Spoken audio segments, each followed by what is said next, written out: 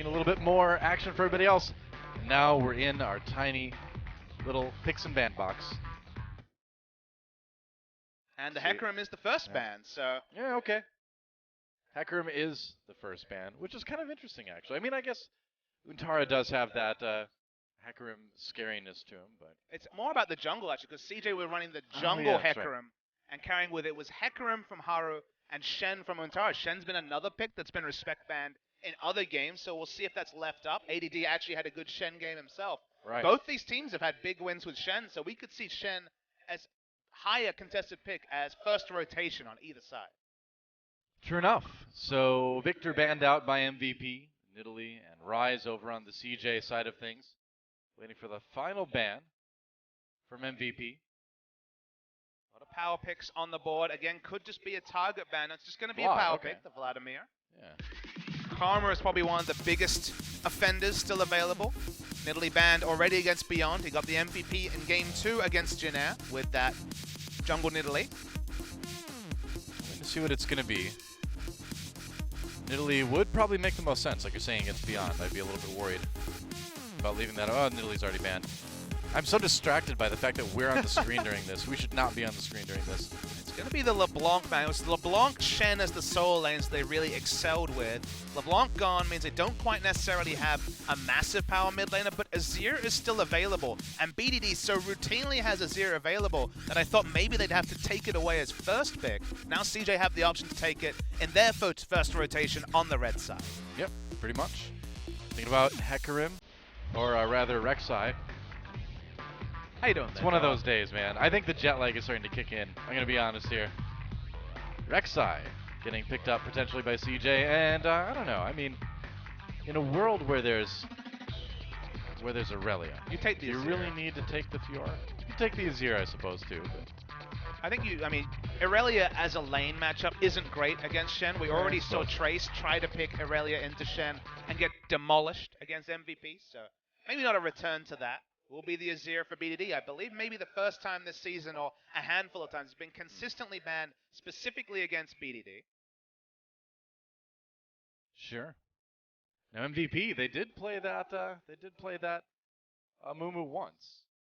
Gragas from the jungle was also a big pick for them, but I like them when they're playing Sivir. Maha's been defaulting to that champion recently. I like him on the utility carries. Maha and Ian are the players from MVP that have most exceeded expectations for this team coming into Champions. I said in the last broadcast, we thought these guys would probably be last ranked in both mid lane and AD carry, but they've both been good role players. They haven't necessarily been big carries, but they've done the role for the team, and they're actually going to lock in double AD carries. They're going to commit to the Varus mid for Ian.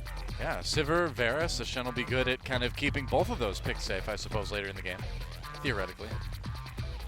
See if they go for a turret sieging comp. It is risky. A champion like Shen sounds like it has a lot of synergy with these sieging comps, but because the channel time takes a while and he can't just stand in the front and absorb skill shots, if you have a grab, if you have an initiation, Shen isn't there to stop it, so you can still get yourself in a really bad spot.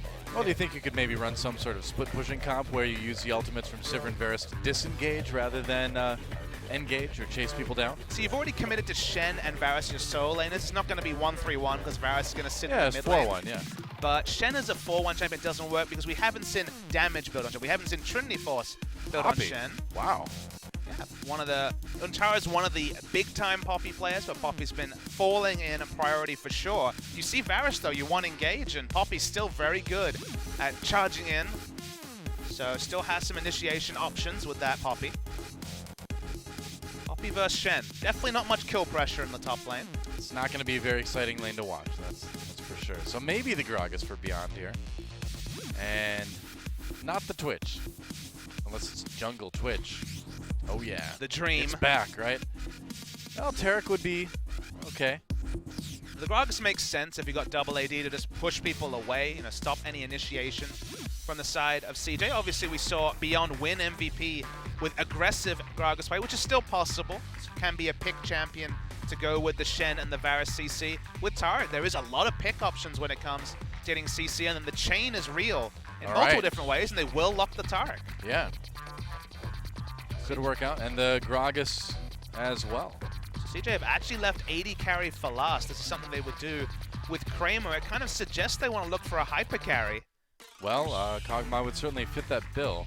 See a lot of Kog'Maws recently, although Wit's End is actually an interesting option on the Kog'Maw. Gets you very far away from standard carry builds, but so a buff this game. I think it's going to be something more standard, though. When you see Gragas, Shen, Taric, I don't think you can go for a no-escape champion. Solution does make a lot of sense. Well, I mean, if you pick Kog'Maw, you're still going to get poked by the Varus arrows at least. So, yeah, something like an Ezreal would make a little bit more sense, be safer.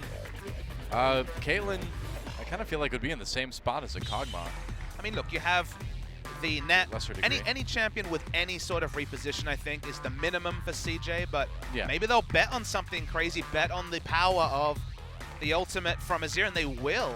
Oh, no, they haven't locked it in yet. They're heavily considering this Twitch, and they lock it in. Wow, Twitch, okay. So you take Kramer out of the lineup, and you still go for a champion like Twitch. There's honestly, at least in LCK, been very much a CJ special. Ghost has said that he loves to play aggressive. That's what separates him from Kramer. I don't know if Twitch is your go-to aggressive AD carry. You can get picks in the mid game, but the laning phase certainly going to be a struggle against the Sivir Taric. Well, do you think they're going to want to turn that into a lane swap then? Possibly help Ghost and Mad Life avoid that 2v2 for Ghost's first game? Definitely a heavy possibility. Both the top laners can do just fine in lane swap territory, so it'll be exciting to see if they opt into it. Yeah. All right. Well, there we have it. The roster for this match that, I mean, again, maybe teams people aren't thinking of as the strongest right now in LCK, and that is true, but it is a chance for one of these teams to kind of show their stuff, move a little bit up in the rankings. See if the trend exists for MVP. Just beat Jinair. Taking down CJ will be a steadier and put them right in the middle of the table. CJ, honorable losses against Rox and Samsung. This is a game they looked on the calendar, they circled and said, this is a very winnable game for us. Yeah, for sure. We will see if that remains true or not. I feel like nothing can be counted on in LCK anymore. Not after what happened in our first best of 3, man. No disagreements, Doa. It's all up on the line. It's all available. Even top spot. Not necessarily rooted towards SKT's side, so anyone can take the LCK this season. Yeah, I would say so. Except it's going to be SKT in the end. Probably. Said it first here. Well, guys, let's get into it. MVP versus CJ, game number 1. Time to get in the game.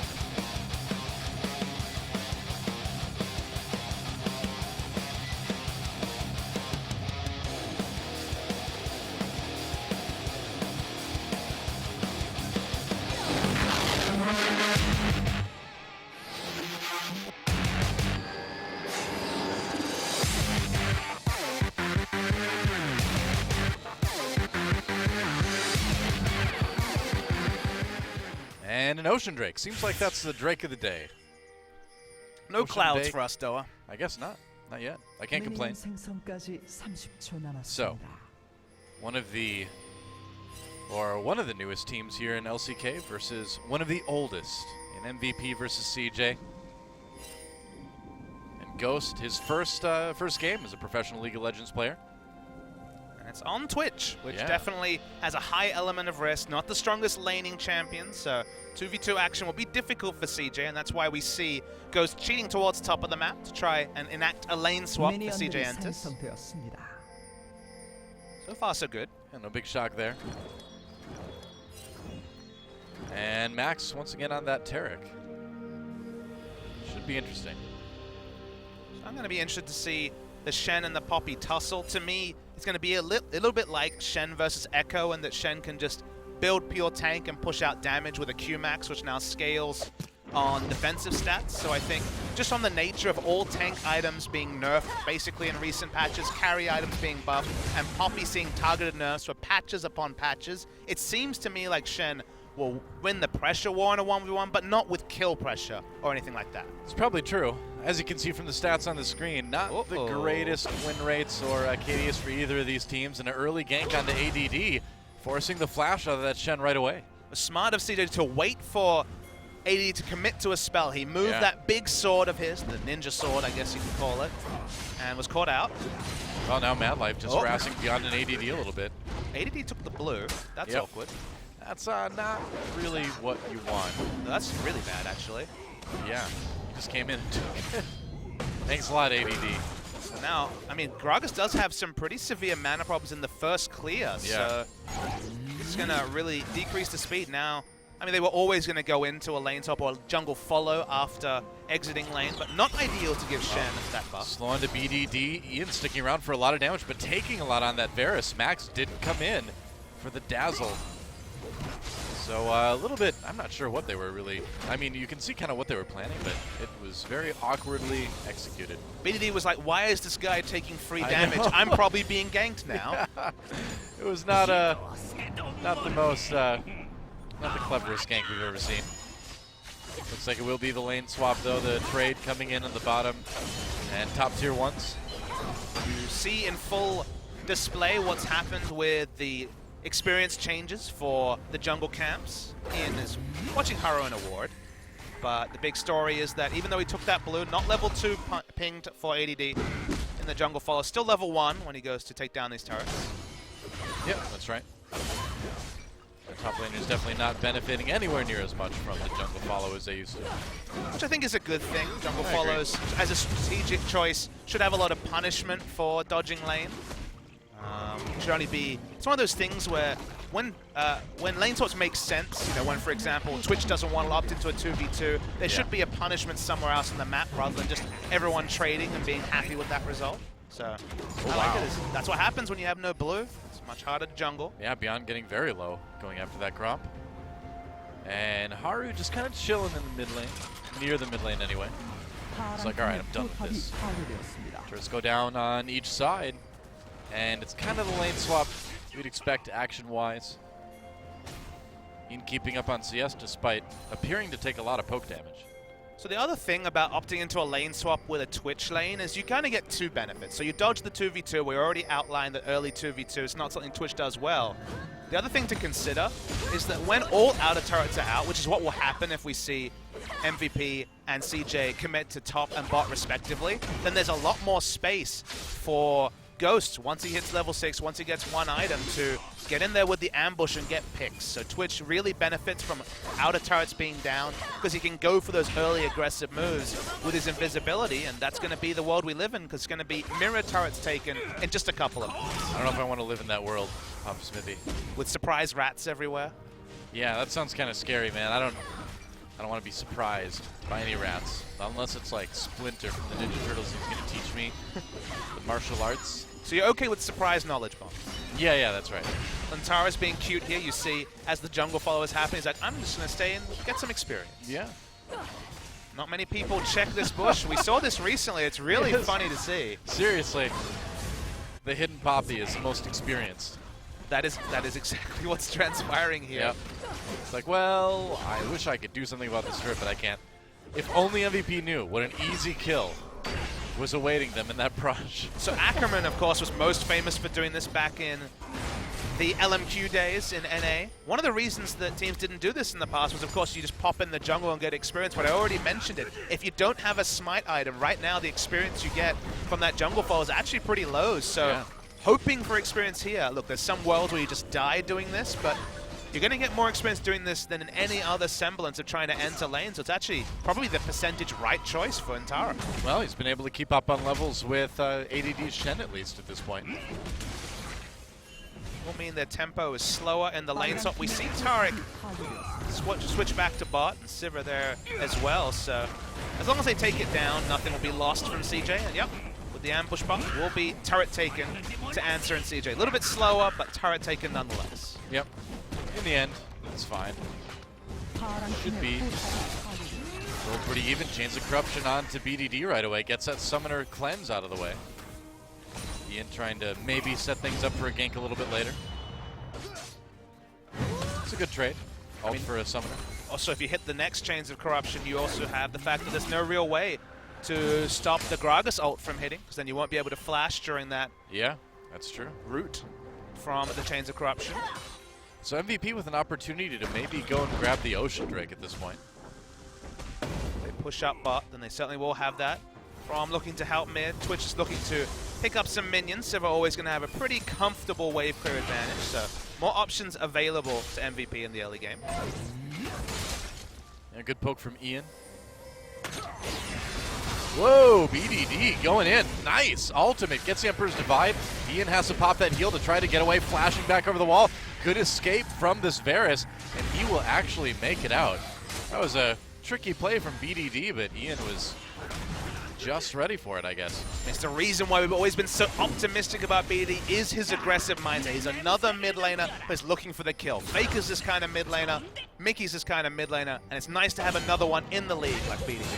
Yep, wow, Tara immediately jumping on the ADDs. He comes back into lane, trying to deny a little bit of CS at least. But now Beyond coming in, they may go for a gank here on this Poppy. Tara's still got the flash though, so we'll see if Beyond comes over the wall after going after that romp. He's close to level 6 if he kills in a few more minions, but Beyond takes the camp. He doesn't have the smite though. There we go, flash body slam, explosive cask used, and Tara popping that W to try to dodge the dashes. Going back in, flashing into the jungle, but Ian right there. Oh, he misses his E though. Beyond is there to help him get the kill anyway. Ian picks up the first blood for MVP. It is great timing because it's just as Ian wanted to walk over to pick up the blue buff. He gets extra kill involvement, so yep, feeling pretty great about that. First item rush is the tier, but also the CDR boots, and the summoner spell cooldown reduction will actually be very relevant to him, so nice little pickup and kill on top. Very nice. Yeah. Ian's looking in good shape on that Varus. Ghost, meanwhile, we haven't really seen a whole lot of him. And what do you expect from a Ghost, though, really? Filling the name, I guess, Stella. He only pops up once in a while. Kind of like Twitch. He just pops up once in a while and kills you. Like some ghosts. The not-so-friendly ghosts. Yeah, that's right. Yomu's Ghost Blade going to be first item for the Twitch. Always been a staple of Twitch builds. Used to be Blade the Ruin King into Yomu's, but with all the changes, just Yomu's Rush into probably the Runan's Hurricane. See, the Yomu's Ghost Blade is not a very good ghost because you see it all the time. But it's got Ghost in the title. I know. But I mean, it's not like if it was a sword that only popped up once in a while, a ghostly sword. But nope, it's pretty much in everybody's pocket. So Death's Dance then, the sword item that no one builds. There you go. Called Death Ghost or Ghost Dance. Ghost Dance sounds frightening. Spooky. Looks like it will be the Ocean Drake for CJ. And they won't have any real opposition. Only Max there. Sivir just backed, so it's good timing from CJ Entus. No real option to contest, even though the item timings were superior in the early game. And Infernal Drake, like you mentioned. Yeah, Infernal Drake coming up next. Still no clowns. No. A world without Cloud Drakes. It's been a great night, hasn't it? Well, except for when SKT got 2-0'd by after. But other than that, it's been a great night, Drake-wise. You take the good with the bad. I guess so. A good night, Drake-wise, sounds like a concert plug. A good night with Drake. Yep. Oh. Haru coming in, being the least threatening Rek'Sai. Oh no, least threatening Chains of Corruption to follow that up. It's a battle to be the most least threatening. Pacifists engage in the mid lane. But it's just wave clear wars in the side lanes. The moment that Twitch picks up Yomu's, that's when the game gets interesting, because then Twitch will feel he has enough items to start going for those big ambush engages. That one item power spike of the Ghost Blade, but not to be found just yet. He is working on it. MVP have a pretty significant wave pushing advantage in the Sivir lane, so in general, they'll feel hard done by if they don't have the control of the Drakes. And with CJ picking up the first, it's a bit of a steal away, given the pressure advantage. Oh. Max in a lot of trouble here. The attack from Haru comes in, trying to line up that Dazzle. He's going to flash away. Looks like he might be able to make it out. Teleport canceled. Tara deciding not to come down. And I don't know if he really needed to TP there. Trying to counter, but when you're against a Shen, every little mistake like that is amplified. Summon spell teleport still available, actually just coming back for ADD. The ult on a much shorter cooldown, even if you cancel that teleport. Oh, going for the mid lane turret now. BDD looking for a big play, misses everybody with the Empress Divide. Oh man, that was embarrassing. I don't know what to say.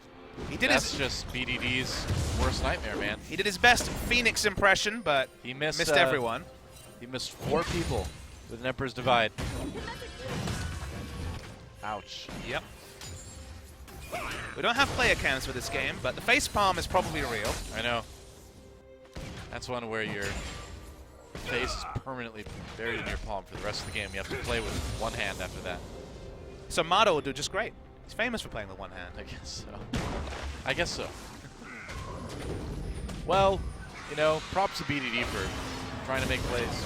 And we know he's capable of making them. It just, that was not his best moment. The punishment will be just waves being pushed in, so no big objective from the questionable engage from BDD. Use both summoners as well, so could see a repeat gank onto the mid lane. Twitch has Yomu's Ghost Blades. Let's see if Ghost can put his aggressive mindset to use now. Yeah. Now, one of the great things about Kramer so far this season has been that he's been able to really help CJ out in team fights. He's been great with positioning. He's been able to do a lot of damage. Can Ghost fill that role too? CJ has always been a team fighting team. We have literally no data points to draw on. It's a new dawn with Ghost. We don't know if this is just a one-off game, a one-off series, or if he's going to be a staple of the lineup, but we'll see. Looking to learn about this new AD carry. Looks like they will get the Rift Herald, and that might go over to Untara. See who they decide to send it over to. But MVP coming up. There's Max, there's Beyond Teleport. They're going to try to fight this. Flash Body Slam, explosive cask used to split up CJ. Untara misses everybody with the Poppy ultimate.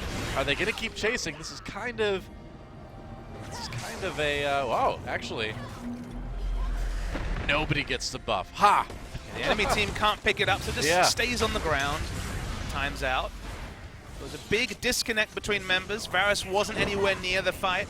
Sivir didn't even pop ult, so it seemed like MVP wasn't serious about the fight that Beyond clearly wanted to initiate. They deny the glimpse of the Void buff, but hardly a massive victory, I guess, for that investment from MVP. The fight was more awkward than the dialogue in a Wes Anderson film. But not as awkward as literally BDD's engage a couple of minutes previous. Yeah. I don't know what that says about Wes Anderson films, but I think the awkwardness is intentional. MVP continue to push up. This is what happens when you have Sivir versus Twitch. You should have significant wave advantages in multiple lanes. They also have the Stand United. Tyrus teleports back up though. Well, Ghost has really been that this game. He's not even there for the mid lane turret take. MVP's just going to get it anyway. BDD can't walk up, doesn't have any summoners after his previous escapades. Ghost late on the rotation in his first competitive match, and MVP have a very slight lead, but it's a couple of thousand gold. Well, fire him. It's too late. It's done. Bring back space. That's what we take away from this season. We're there in Ghost Prison. Isn't Space playing Overwatch now? I don't know, is he? I think he played in a couple of matches. I don't know if he's a competitive player, but yeah, I don't. He's around. I have not heard that he's really committing to it, so it's fair. There is a really good player on the Asian server named Long Panda, though, which made me wonder. But no, it's not the same Long Panda. It's a different guy. Did you ask? I did. I actually did, because I had to know. Are you sure he just didn't lie to you and then put your name in the Panda note? No, I'm not sure. I might be in the Panda note. Oh, that's true. But I'm okay so far.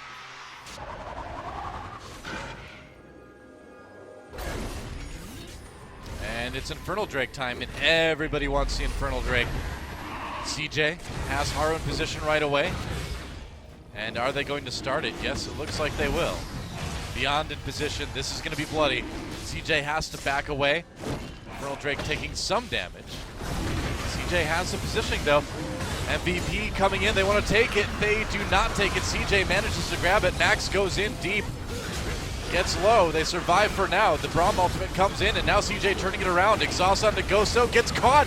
Gets taken out. A kill for Ian. And CJ on the run now. They got the Infernal Drake, but they're not going to win this team fight.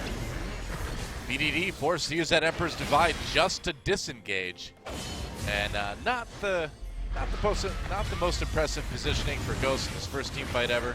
No, but it was a real hero play from Untara. He ulted out just one person, but it was Beyond who was trying to Gragas body slam in for the steal. So watching the replay, Untara channels the ult and literally cancels body slam with the ult. Means they get the Infernal Drake from here. We mentioned it already. MVP have the power in the early game. Twitch cannot outdamage the Sivir and Varus for now. Beyond finally rejoins the fight, and it's with the mini stun into the wall with the explosive cast. They take out Ghost, who, as you said, was too far up. And CJ just walk in different directions. BD hadn't used the ult already to fend for Ghost, so uses it to fend for himself. A kill in trade for Infernal Drake is pretty decent from CJ's side, though. I suppose. Ghost going a little bit too far up to try to finish off Max, but ended up, like you said, getting hit with that explosive cast from Beyond. I don't think he was expecting the Grog Assault to still be up at that point in the team fight. You know, maybe not noticing that Beyond was knocked out immediately by Untara. He also was foxed by the deceptive tankiness of the Taric. Still has that extra armor from his W, still is very, very tanky as a melee support. He flashed in aggressively to kill a 400 health Taric, but that 400 health Taric had probably about 100 armor behind that HP, so wasn't really close to dying. It's not like it's a reset champion. Sure, you get the ambush cooldown back up, but I think flashing for a Taric, it's not what you want to be doing if you're Ghost. Yeah, sounds about right. So the small lead for MVP continues, but CJ with that Infernal Drake now, with both Drakes in fact, may be able to mount a bit of a comeback. I've consistently seen teams try to fight early gold with Drakes, and unless you manage to finally get some picks, take some map control back, you just kind of get bled out. And it's definitely a danger that will happen this game. You see multiple people from MVP pushing into this inner turret. Well, bye. Gonna save that turret for the moment anyway, pushing ADD back. Varus will go answer the Twitch split push in bot lane. Well, the Azir turret's kind of nice. Keep that tier 2 a little bit safer for the moment. So this is actually a little mini win for CJ. If they're able to swap farm on Ghost for basically farm on 4 members of MVP, that's a pretty good spot for them to get Ghost bigger and bigger. He very much needs to pick up the Hurricane to have a bit of AoE pushing to complement what Azir will be able to do. Right. Now he has to group with the team. MVP looking like they want to try to fight here, but CJ not really going to give them the opportunity right now. Beyond flashed at some point. I missed that. Oh yeah, he did. Strange. Oh. I did not see a reason for him to do that either. No flashes used on CJ's side. No. Must have been off camera. Must have been. I feel like Shen's sword is just an accident waiting to happen, man. I mean, because it flies at him. I wouldn't want that. I mean, even if I had a magical ghost sword that kind of flew around the map, I wouldn't want it flying at me whenever I did something. But the weird thing is if you're on his team and he commands the sword towards you, you don't take damage from it, and then it somehow makes enemy auto attacks not work anymore in the area. I don't know, man. Are they intimidated by the sword and no longer wish to auto attack? One can only speculate. It is a magical sword though, so power of magic behind it seems to be pretty effective. That's true. It's the power of magic. Never forget. In the meantime, ADD creeping his way to the mid lane, and then turning around immediately. Has flash, so look for the taunt flash engage.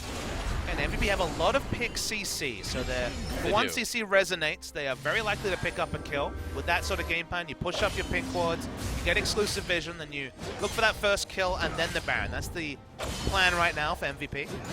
Well, by the same token, too, I mean, if you're looking at picking on the relative rookie in Ghost, you just wait until he pops up, and then you just blow him up with all your CC. That's why getting aggressive pink wards down and spotting him when he thinks he's ambushing in unbeknownst is very important for MVP. Well, that's the thing, is you need to get pretty close with Twitch to do, you know, a lot of that damage. And how do you get close to this team that MVP has? You're right. When the ambush is down especially, basically going to be completely zoned out of a fight. Yeah. Pink ward on the Baron, pink ward in the river brush, but good answering pink wards towards the top side and behind the Baron buff for CJ Entus.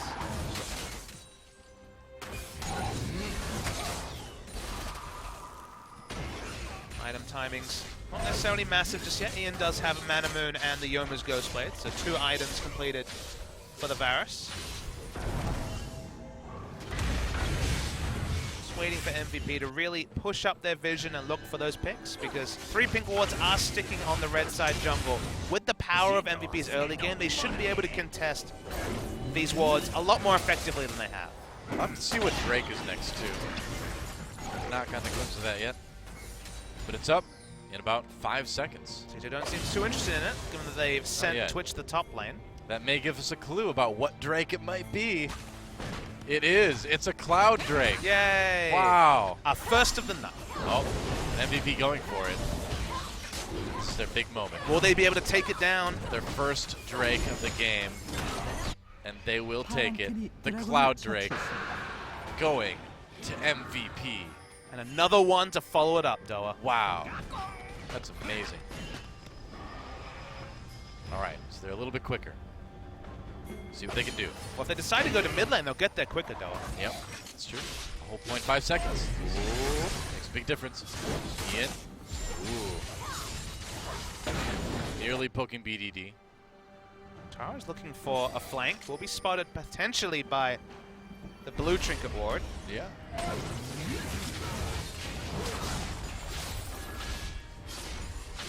You know what, Papa Smithy? What? I think it's time that we make Cloud Drake great again. Okay. Because if you think about it, really, from now on, every skill shot that MVP hits, every ability that they dodge, is in my mind really due to Cloud Drake. Because if it's at all close, they would not have dodged or hit that without the Cloud Drake. So from now on, Cloud Drake gets some credit. And we can also look at it from an MVP perspective. They're the team with the Cloud Drake, exactly. They're the team that has also a lot of this initiation pick CC. Right. The taunt flash might have been just on the radius because of the extra movement speed. They would hit none of it. They would hit none of it without the Cloud Drake. I'll watch for it in the replays, though. That's right. Let's watch for the Cloud Drake effect, Papa Smithy. Okay. Bet it's going to be big. All right. Max coming in. Oh, Haru's right there. They poked him. He's quick. I know, that's right. They're trying to catch him, and ooh, doesn't get him with the dazzle. It's close. Maybe needed one more Cloud Drake on that to hit it. Hard to say. It's possible. It's a sweet spot. The second Cloud Drake. I know, that's what you really need. Would have gotten that pick.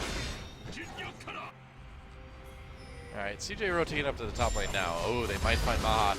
Uh-oh, Maha in a little bit of trouble. Silveralt flash. He avoided that on Burrow because of the Cloud Drake. He would have totally gotten hit otherwise. Beyond coming in.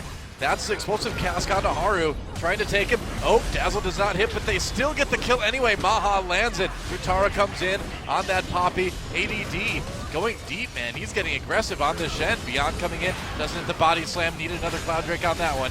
Mad Life a little bit low. MVPs. Wow, they really rocked CJ with that team fight. BDD getting out of there, but I think it's going to be a Baron for MVP. One of the big issues with the Twitch, though, is that you can just Shen ultimate onto the Sivir, negate the early damage, turn around, and they have so much Pixie. They shut down the Twitch. They've taken out the jungler. Baron down to 4,000, but Untara still lurking around. Oh, BDD goes in. They want to try to mess up MVP, but I don't know. There's a lot of health left on this team. Thanks for the ace, bros. Enjoy your Baron. Thank you, Cloud Drake. Max also crucially had exhaust up, so instantly the moment that he saw the play used in. But this is what happens when you look for the initiations with Twitch. Maha has the ult, and that's when he turns around as the Shen coming in. Even though the taunts don't hit, Haru's overextended. Very nice explosive cuts, just onto one member as Max kind of looks for a crazy dazzle play. Yeah, when he already had that challenge, but it didn't matter. Like this, they just extended from here. The next taunt hits crucially onto Ghost. Beyond takes him down, and MVP get Baron off that engage. I mean, CJ just kind of giving him the ace at the end there. It seems surprising that they thought they could really make a difference with this Baron take. So when you think about this, when you're BDD, you're like, okay, the magic resist shred is coming from the Baron. It takes so much damage if I get my combo with the ultimate, but the moment he launches in, the real person to talk about here is Max, because the moment he sees it coming in, exhaust. No damage goes through before the exhaust, so BDD just dies for free. Yeah. And it's going to be Baron and extra kills for MVP. Doesn't even get to use that ultimate, and now the big push coming down the mid lane for MVP. The wave clear outside of Azir is not great from CJ Entus. Yeah. Wow. Easy mid lane tier 2 for MVP. Potential another shutout game in terms of kills. None on the board for CJ. That's right. This is where things get very oppressive. When you have both pick CC and the strong poke of a champion like Varus, even Azir can't walk up. His cleanse is down. He just can't take that risk, so they have to watch as MVP take turret after turret. Yeah. Certainly seems that way. CJ may be looking for a way to fight this, but I don't think so, man. 8,000 gold lead already for MVP, and they can just bounce between middle and top lane. or middle and bottom rather, leave top for later. They've already gotten a couple turrets, already extended that lead. ADD going down to the bot lane to do a little bit of split pushing, for a second anyway, until the rest of the team shows up. Oh, nice poke onto Haru. MVP have played very smart. They took the permanent objectives. They gave up the Drakes, but they're so much stronger in these fights with their early power spikes. MVP got the best Drake of all. They got the Cloud Drake, man. Utara coming in. He's going to try to body slam Max there. Utara, whoa, gets blown up completely, though. Madlife went for the Braum ultimate, but there was no follow-up. ADD tries hit with a taunt, can't quite get it. That's going to be an inhibitor. The Azir turret as well. So CJ trying for an engage, and if they can't win that fight, I don't think they're going to be really winning anything else this game. They just don't have the Wombo engaged. The couple of times that BDD's looked for a big play has been punished. They basically have to watch as here goes another inhibitor turret. Yep, and another inhibitor soon afterwards. Utara back up at about 15. And MVP lacking a little bit of health on some of their members. No need to push this any farther. They will back off. Just a lot of order and intelligence to the playstyle that MVP took down Jin Air with, and now have pretty confidently disseminated CJ Entus with. CJ changed their AD carry. I wonder, is this advent of a new CJ? And then they lock in Twitch, and it's basically the same thing. Yeah. Potentially with a downgrade, because Kramer was a great late game team fighter. It's just ironic that the best CJ games have been when Kramer's been on a utility carry and they've been running the big frontline. They've been giving gold to people other than Kramer to have a massive Hecarim in the late game, to have a Shen, because they've looked good with the Shen pick as well outside of those Jinx games. Whereas MVP, they were like, okay, you're getting some Drakes, but we've got Sivir, we've got Varus hitting power spikes, we've got all the extra options of Shen with teleport, and we're just going to pick up objective after objective with CJ just watching on without an option to contest. That's right. Now that they have 2 Cloud Drakes, they will be barely hitting even more skill shots, or barely dodging the abilities from their opponents. It's the incredible strength of the Cloud Drake. Doa proof. That's right. I decided why fight it. Just embrace the Cloud Drake. Accept the Cloud Drake as your overlord of the Drakes. Isn't that the Elder Drake? All Drakes. Well, except for that one, yeah. Strongest of the 4 regular Drakes. Elemental Drakes. Come back from North America with renewed optimism, Doa. That's right. I was thinking about it a lot. You know, I had a 12-hour flight to really think about the Cloud Drake and how my life fits in with the Cloud Drake. Which stages of grief did you go through with 12 hours of consideration of the Cloud Drake? No, I just learned that the Cloud Drake is the best Drake in League of Legends. Okay. I finally figured it out. I had an epiphany up there at 36,000 feet, up where the Cloud Drakes soar. As I became one with the Cloud Drake. Oh, see, he needed a third one to hit that chance of corruption. Utara coming from behind with the flank. BDD going for the big play on Azir. He gets a big Emperor's Divide. Zhonya's right at the end. Only has like 10 health left. Goodbye. MVP Maha gets the kill there as ADD goes in. Big body slam from beyond. Big explosive cask as well as Utara finds himself on his own. Double kill now for Maha. And meanwhile, the super minions taking out the Nexus turrets. And this looks like it's going to be about it. MVP coming in for a bit of a close early game, but I would say after about 15 minutes or so, it was all MVP. CJ, I gotta say, poor Ghost, not the greatest first game for him. There goes the Nexus. Praise Cloud Drake, GG. 11-0 kill score, another game 1 where the enemy team picks up no kills, but MVP, very ordered play, they looked good. CJ, they changed one of their core members, but basically presented exactly the same meal that they've done every other time, and that meal's gone wanting many a time. Meal? That's right. Well, I think CJ was the one who fed that time, yeah. I did. They were providing a meal. They provided a meal. It's true. MVP getting that game 1 win. And, you know, you got to think if it goes like that for game 2, we're not going to be here very long tonight because that was looking, for the most part, pretty one-sided. BDD, too, on that Azir, you know, just not able to really hit any of those big plays that he was trying to hit. And look, BDD is kind of the player on this lineup that tries to make things happen in the early game. A lot of the members, Haru on Kindred maybe, but everyone else, Mad Life accepted, really looks to someone else to make the plays. BDD on LeBlanc has made things happen in the early game where the rest of his team has fallen down. Yeah. But this game, he went way wide trying to make things happen and kind of exacerbated the weak early game for CJ. True enough. Yep.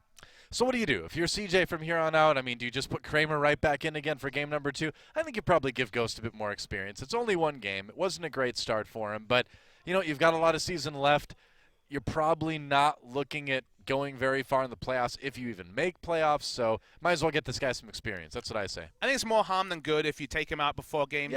Totally. Give him a chance to get settled. That's his first game. That's the stage nerf's gone. Try something different maybe. A bit more of a standard AD carry, or maybe even just a true utility AD carry. And just, again, CJ, please, something different. Yeah. Well, I mean, it really kind of, like you said, kind of throws into question if CJ does have anything different, and it doesn't look like they do at this point. I mean, that's more on the coaching playbook, I would say. If with 2 different AD carries, we get the same result, which, unfortunately for CJ, outside of those crazy games like the Shen Hecarim, has been consistently just these defeats.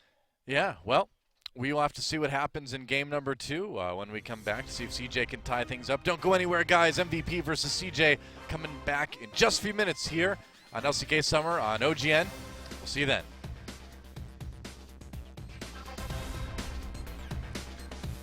I tried. Yep. Oh well.